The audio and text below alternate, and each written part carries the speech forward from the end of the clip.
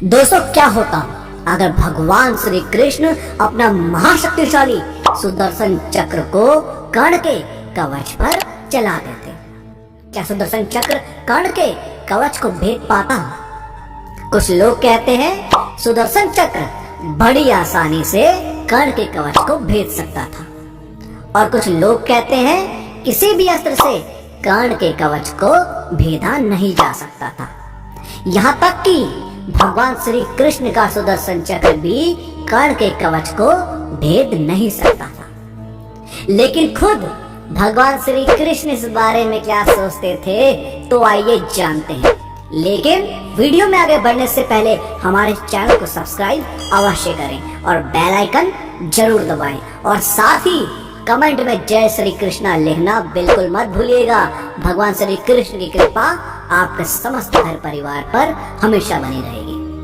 दोस्तों, सूर्यदेव के आशीर्वाद से कर्ण का जन्म दिव्य कवच और कुंडल के साथ हुआ था।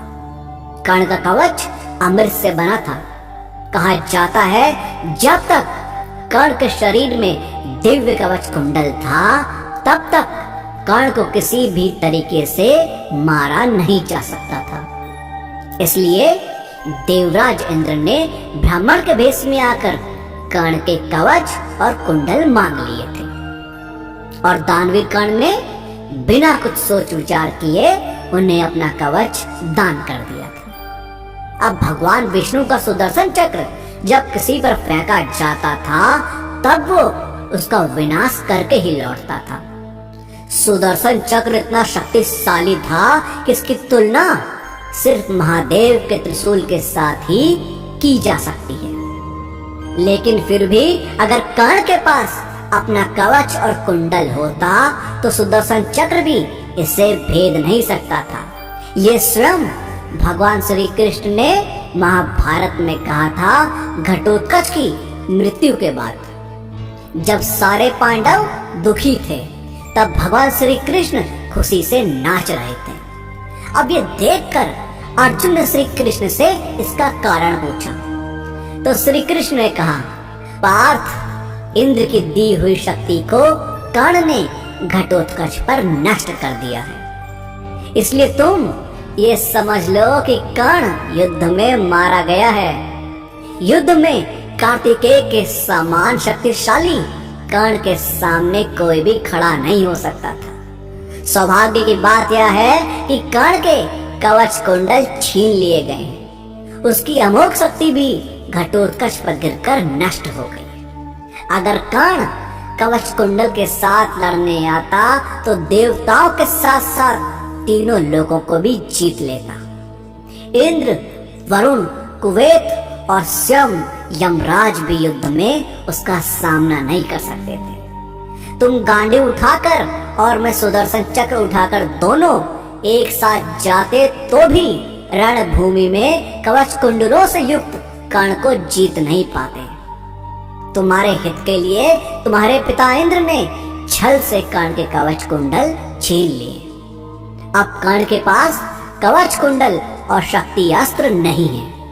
फिर भी देवता और असुर मिलकर भी कर्ण को मार नहीं सकते हैं। कर्ण को मारने का सिर्फ एक ही उपाय है। जब उसके रथ का पहिया भूमि में धंस जाएगा, तो वो असावधान हो जाएगा। तब तुम मेरे संकेत के अनुसार सावधान होकर महारथी कर्ण को मार डालना, क्योंकि अगर कर्ण युद्ध में शस्त्र उठा लेगा, तो वज्रधारी इंद्र भी कर्ण को मार नहीं पाएंगे। दोस्तों, भगवान श्री कृष्ण की इन बातों से साबित होता है कि अगर कर्ण के पास कवच कुंडल होता, तो श्री कृष्ण का सुदर्शन चक्र भी इसे भेद नहीं सकता था। अब कुछ लोगों के मन में यह सवाल आ सकता है कि श्री कृष्ण तो परमात्मा थे, तो उनका सुदर्शन चक्र क्यों कर्ण के कवच को भेद नहीं सकता था? इसे समझाने के लिए हम आप लोगों को एक कहानी सुनाते हैं। पौराणिक काल में देवता और असुरों ने एक साथ मिलकर जब समुद्र मंथन किया था, तब समुद्र से अमृत निकला था। अब असुर भी इस अमृत को पीकर अमर होना चाहते थे। तब भगवान विष्णु ने एक लीला रची। उन्होंने मोहिनी का रूप धारण किया और उनके इस रूप से असुरों को मोहित करके उनसे अमृत ले लिया।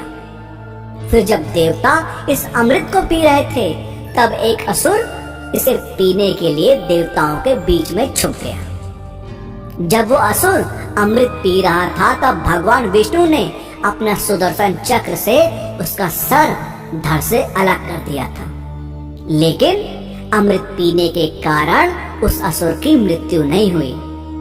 उसका सर और धड़ आज भी जीवित है। उसके सर को राहु और धड़ को केतु कहा जाता है। इस पौराणिक कथा से भी साबित होता है कि जो अमृत पी लेते हैं या जो चीज अमृत से बनी होती है उसे सुदर्शन चक्र भी नष्ट नहीं कर सकता। यानी कर्ण के कवच को सुदर्शन चक्र भी भेद नहीं सकता था। दोस्तों, आपका इस बारे में क्या कहना है? हमें कमेंट के माध्यम से जरूर बताएं और इस वीडियो का पार्ट 2 चाहिए हो तो कमेंट्स में पार्ट 2 जरूर लिखें। और वीडियो पसंद आई हो तो लाइक और शेयर करना मत भूलिएगा। हम आपको मिलते हैं अगली वीडियो।